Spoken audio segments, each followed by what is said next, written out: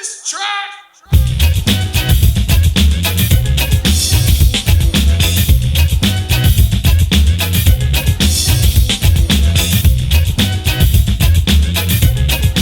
Welcome to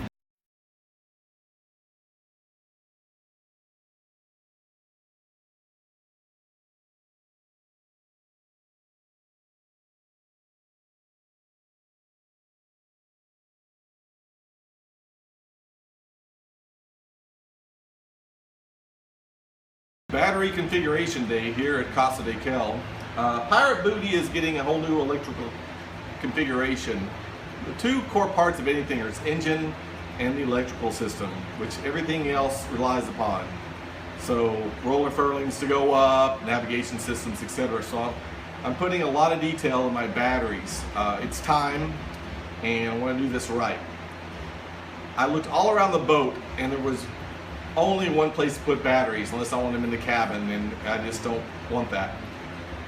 What we have, if you look here, I'm sitting very low, my little bucket seat here, is what I call the small boat syndrome. When you get back home, you think the boat is a lot bigger than it is, but when you get there, you realize how tiny it is. So I found it very helpful to make templates. Now, we discussed this in my other video. The whole area that I look down into when I raise the seat and go in is about this deep. Not much, 20 inches, okay? There are pipes, hoses for the overflow and the water pump here. So I'm raising the whole thing above. I have a gas tank that sits here. The idea is to put these boards rest on the gas tank. I have two beams go out this way, which I'm going to bolt to the aft of the boat for support, and lay this board and this board over it. When I actually went out the boat and did it, I found I could get the 35-inch board in. But once I got in the boat, I realized there are supports that sit about here on the bottom of this area.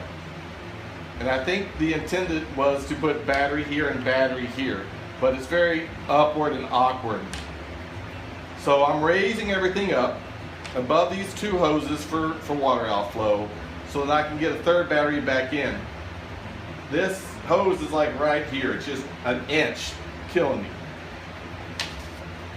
Now, I also have, as you notice, the charger inverter, which I'm going to mount on the backside too. Again, more bolts in the back of my boat.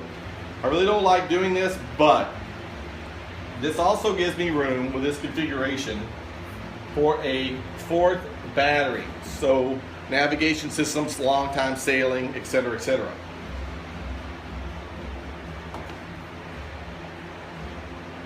The tiller here takes up 5 inches.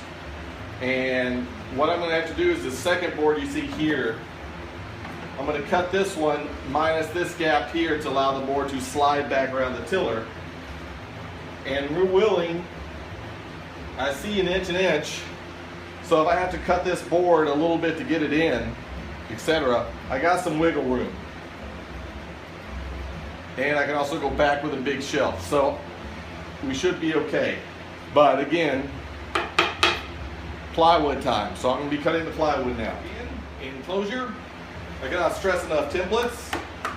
Drawing it out on the board in actual relation, it really helps a lot. So with that, time to get cutting. We'll see you on the fiberglass side.